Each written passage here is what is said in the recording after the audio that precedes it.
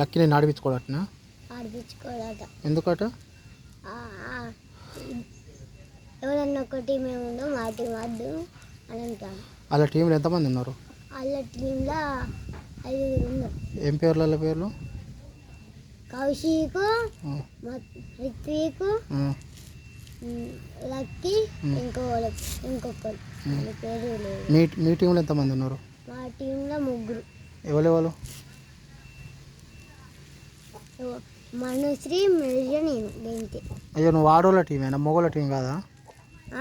ఆడోళ్ళ టీమే ఉంటావా? వాళ్ళ టీం వద్దట.